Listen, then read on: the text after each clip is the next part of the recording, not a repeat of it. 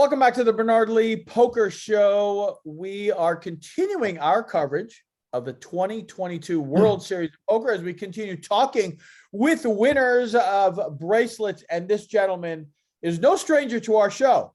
He came on our show in 2019 because he finished in third place in the World Series main event and had not won an event, if I understand correctly, prior to this. But now he won the $1,500 7-card stud bracelet event to win just over $100,000 over 329 entries. Hey, one of the latest bracelet winners, Alex Livingston. Alex, thanks for joining us once again on the Bernard Lee Poker Show, my friend. Happy to be here. Pleasure. Congratulations. We are interviewing you here on the morning of June 7th here on the East Coast, but just at the late night of June 6th, you just won your bracelet a few hours ago, right?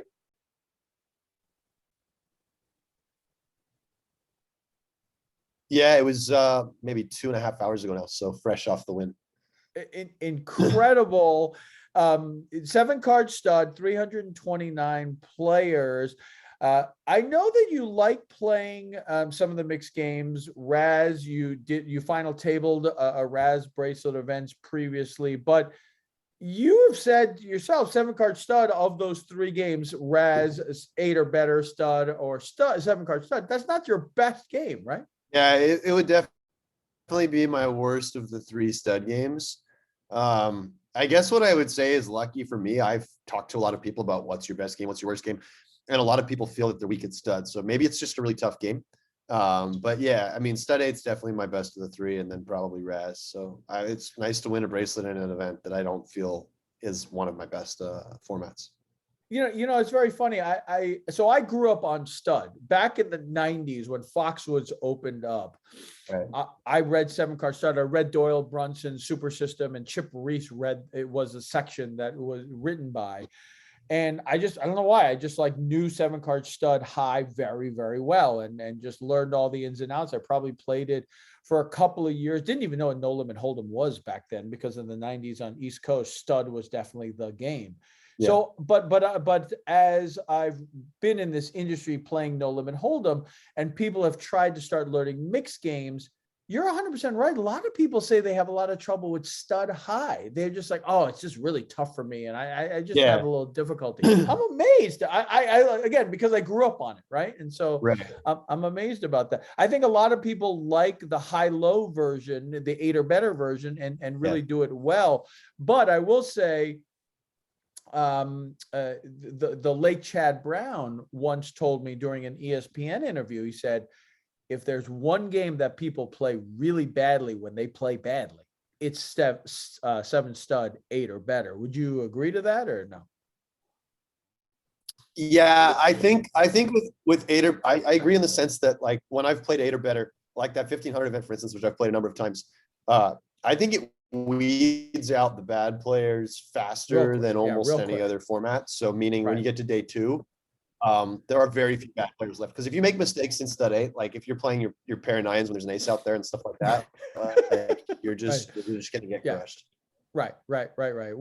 Whereas 7-card stud, even if you don't know the game tremendously well, aces are still good. I mean, like, you know, whatever you're going to do, aces are still good. Yeah. You know what I mean?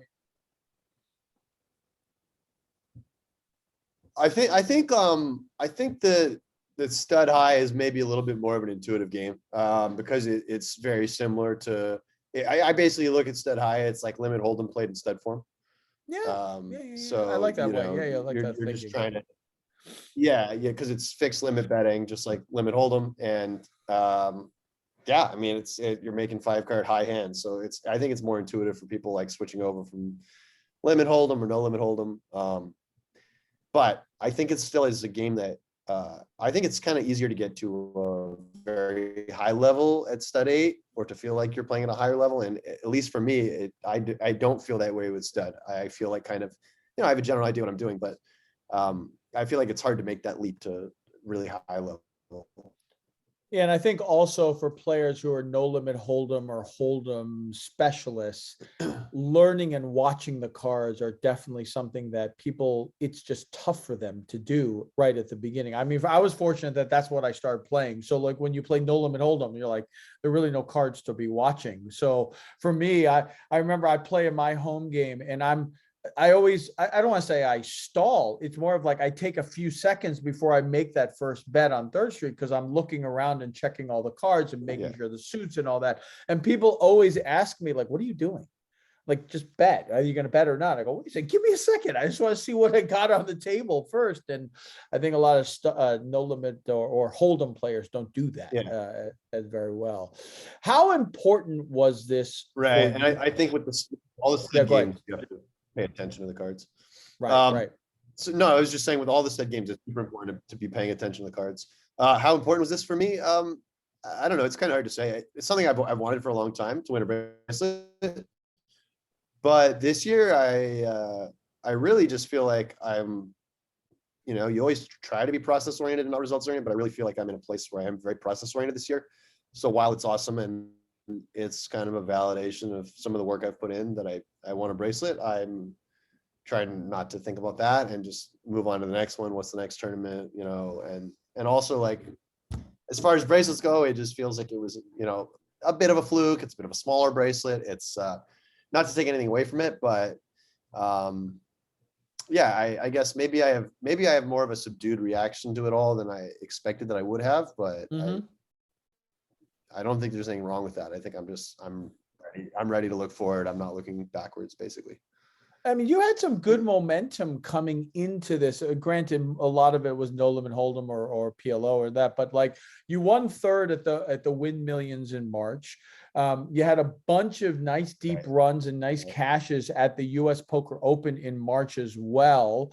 Again, they weren't in stud, but they were, it's just that momentum. And in 2019, when you finished in third at the World Series main event, you and I talked about it. You were primarily a cash game player, but you felt like you said you kind of are getting a little bit of the tournament bug. And, did you feel like you had some really nice momentum and positive thoughts coming into the 2022 World Series?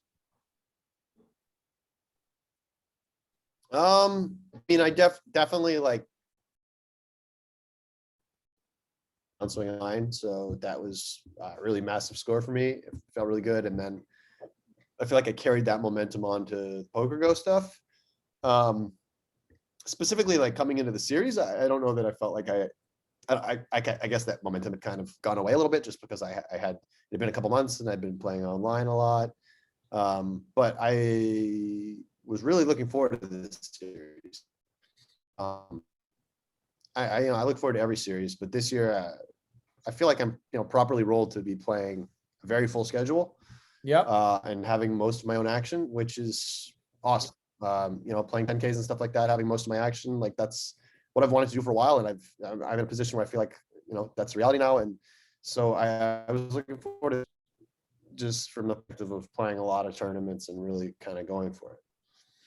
So your schedule, so with regards to this, a couple of questions. One, what is your schedule that you're heading into the World Series with? Are you planning on you wake up, you just kind of look down and be like, I guess I'm playing this one, or have you really plotted it out? And are you staying out there the entire time? Yeah, I'm going to be here the whole time. And I'm pretty much going to play everything that I can play. So I didn't jump into the limit hold'em tonight. I really don't like limit hold'em. And I feel like it's not the worst to take one night off after playing 3 straight days of stud. But I'm basically going to play everything I can play. So if there's an event going, I'm going to jump into it. If I bust it, I'll jump into the next one. There may be 1 or 2 that I skip because they would conflict with ones that I really want to play. So, but like I really want to play, 25K PLO and a couple other bigger ones that I'm really looking forward to. So I may skip a couple of things leading up to them, but for the most part, I'm playing everything. I mean, I'm not playing like 100Ks or 50K no limit, but basically everything else. Because of this, so it happened so early, right? Event number 9 out of almost 90 events during the year. Does this change a little bit of your thoughts of maybe going after POI? Yeah, it was always in the back of my head that because I'm gonna people schedule, I would have a chance to win Player of the Year. I mean, you never know, right? Like it's easy to think that going in, and then you have like 6 min cashes, and you're in 78th place in the rankings. I mean, it's like, Right. I really, you don't know what you're gonna get. But I mean, now that I have a bracelet, it certainly increases those chances. I have a friend's bachelor party right after the main event, so I'm gonna miss a couple of the sort of like last minute post slam events. But I'm just gonna get as much volume in as I can between now and then, and yeah, try to win another bracelet or two. And I know there's some extra cash for Player of the Year, so that is a little fun bonus. Plus, there's all these fantasy leagues, and like I drafted myself in the 2,500 league, and so there's little extra incentives along the way. Don't your friends know that the World Series is going on? What is this? What is this? Planning bachelor parties during the World Series? I actually thought the timing kind of made sense though, because he played it right after the main event, right? So we all play the main, and then we go fly to Austin. So I mean, yeah, there's a couple events after the main, but I mean, it's pretty much the series is pretty much winding down at that point anyway. Yeah. And now you got the Tournament of Champions you can play in as well. I didn't even think about that, to be honest, but yeah, I guess I can play that one too. Now it's a nice little free roll, obviously, with regards to that.